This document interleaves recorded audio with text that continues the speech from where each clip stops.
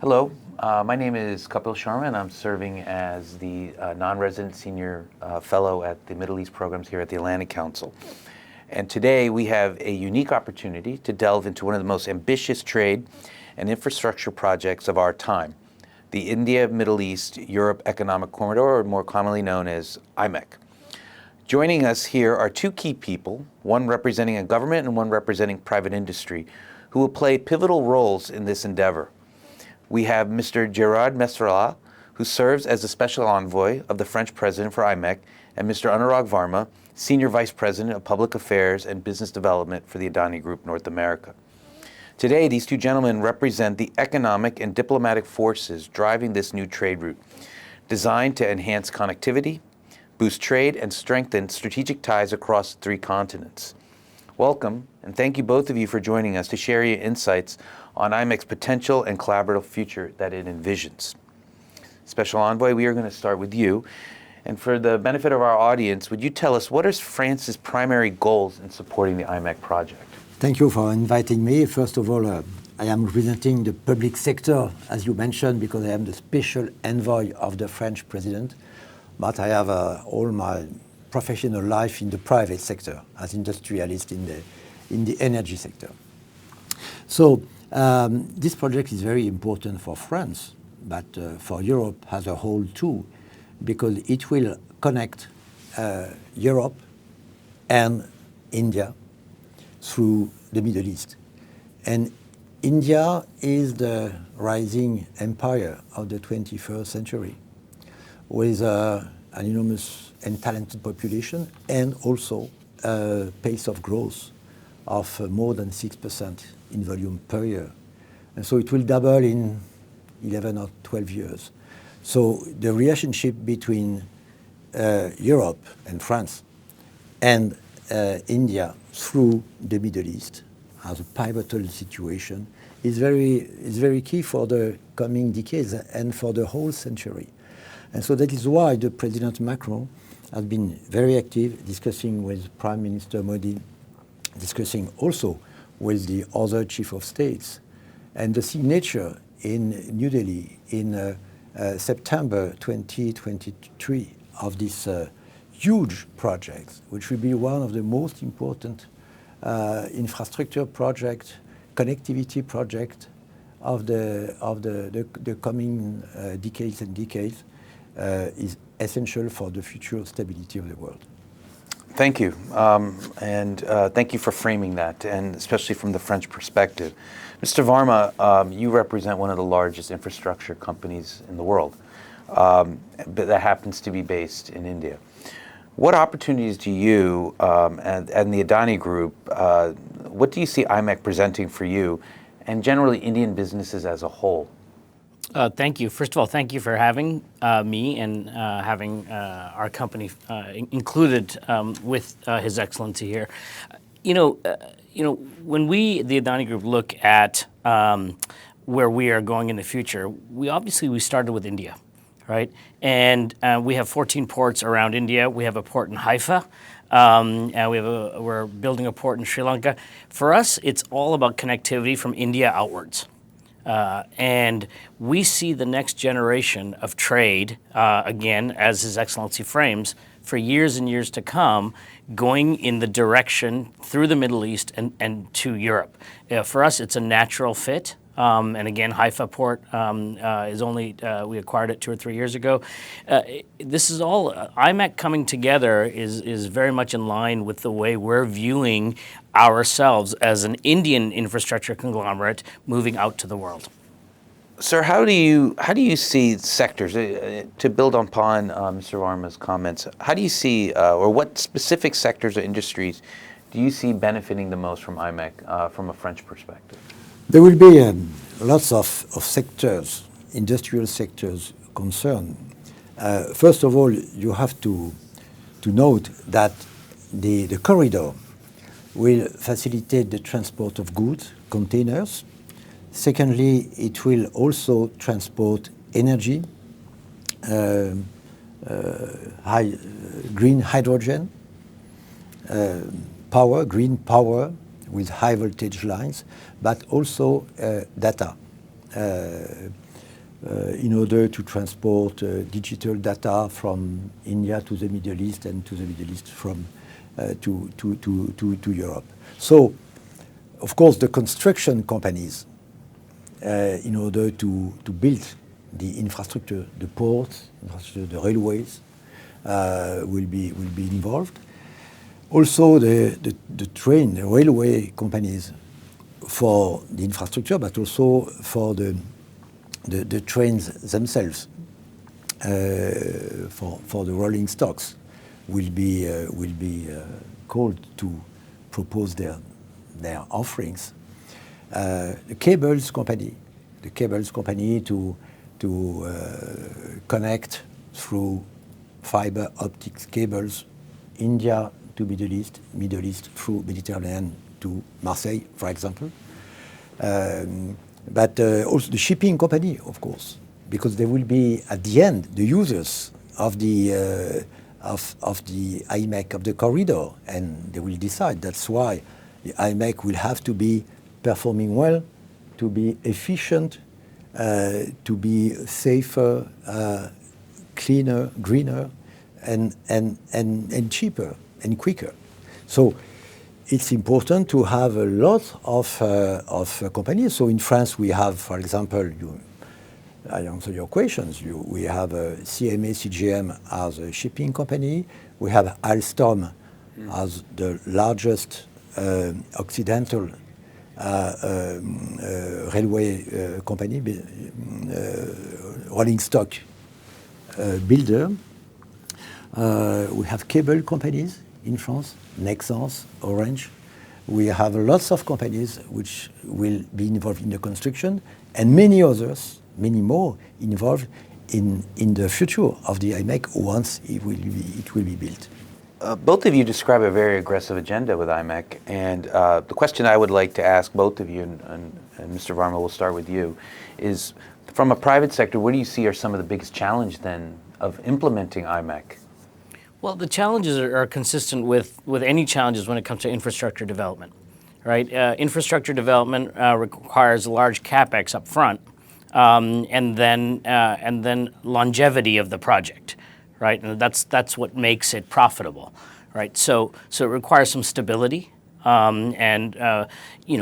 it's not. There's no such thing as a geopolitical impossibility, but it's the road to possibility. And so that's what we're trying to map out for ourselves as a private sector company, and we're very excited to see governments such as the French government really taking this seriously. Indian government takes it seriously, and just the idea that there is a long-term mapping of IMEC so that it provides a stable ground for a private sector company to come in and help as part of the PPP component of this, so the public-private partnership component of this. Before you answer, I just want to note that France was the first and only country to appoint a special envoy. They do take it pretty seriously. But sir, from a public sector perspective, from representing the government, what do you think are some of the challenges that you see coming down the road?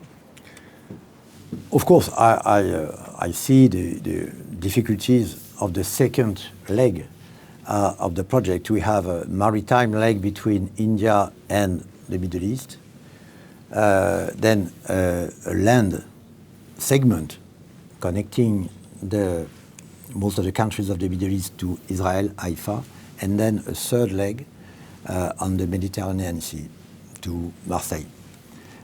So it's clear that there is the war in the middle. And so the peace will be essential to implement the second leg. But in order to do that, we need also a collective organization for the IMEC, which does not exist so far because of the conflict in Gaza, the war. I am so far the only one special envoy appointed by one of the 8 chief of states having signed the initial agreement. So we are hoping that in the coming future, each chief of state, the others, would appoint a Sherpa, a special envoy, And so we could organize a kind of steering committee in order to prepare the pre-feasibility studies, to define very precisely the pathway of the corridor, also to launch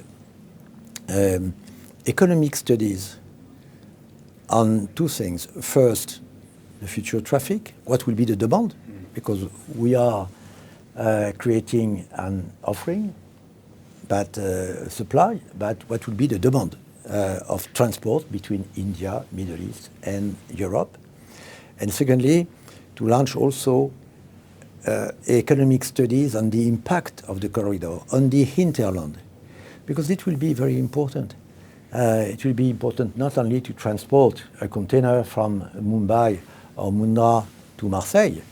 This project will have, in my view, a necessity to create activity, jobs, to have a positive economic impact on the hinterland. And the hinterland, it's the hinterland of the Indian ports, it's the hinterland of the south of the peninsula, Arabic Peninsula. It's also the hinterland behind Haifa, which, of course, is linked with Israel, with Jordan, with Lebanon and Palestine. I'd like to ask you one question that's on a topic that's important to both of you, which is sustainability. Where do you see sustainability playing in the development and the growth of IMEC? I'll start with Anurag and then we'll end with you, sir. Well, sustainability is all part of an opportunity. Anytime you have development, you have an opportunity to integrate sustainability. It's one of those things. You take a look at any infrastructure project going back decades. You know, it's if we knew then what we know now. So we can do this, especially overland routes. You can have solar farms. You can have different things that you can do. There's new things we can do with technology, clean cities or smart cities. There's a lot that you can do because what we know now is what we wish we knew then. And so every new massive infrastructure project gives us an opportunity to really integrate sustainability in a way that's never been done. Yeah, sustainability will be everywhere in the project, as you mentioned. I would like to point the question of hydrogen, green hydrogen, because the IMEC will be the corridor of green hydrogen. Why? Because it will connect the most important future producers of green hydrogen, India, and especially your group, Adani, in the northwest of the country, close to the Pakistan border, plus Saudi Arabia, Emirates, Oman, perhaps also Egypt, which will be part of the IMEC, by the way. So all those countries will produce green hydrogen in huge quantities for export. And the main importer of green hydrogen will be Europe. And so the IMEC will connect those production zones to the consumption zone. And so one of the key aspects of IMEC, and I'm pleased to mention and underline that, will be the connectivity in green hydrogen, which is one essential element of the future energy system in the world if we want to have a sustainable economy. And next to our port in Mundra, we're creating, we have 80,000 acres set aside for generating energy for green hydrogen, which we will then transmit to our port in Mundra, which is a direct connection point to IMEC. It will be one of the greenest ports. Well, it will be the greenest port in the world. It is. One final last question, and I think you're in a very unique position to answer this. Ambitious project, lots of countries involved. How do you foresee the timeline of going into different elements of IMEC? You know, as soon and as quickly as possible. Nevertheless, we have to keep in mind that it is a major project for the century. My company has been the company which created and operated the Suez Canal for 1 century too. the Suez Canal, 20 years of studies, preparation, 10 years of difficult construction, 10 years of huge losses, and 90 years of cash machine.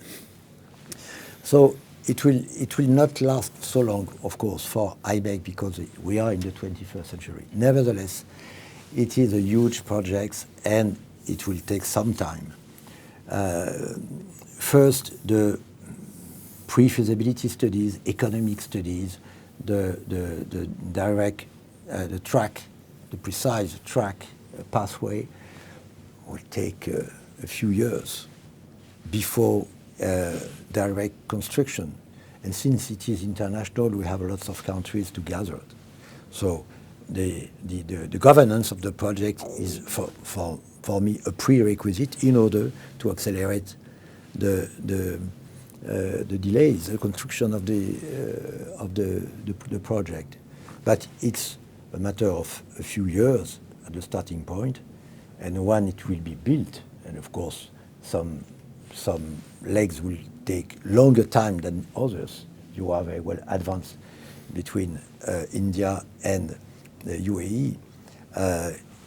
Crossing over the Arabic Peninsula will take more time, but at the end it will be for the whole century. Wonderful way to end this conversation. Thank you both for your time. Thank you.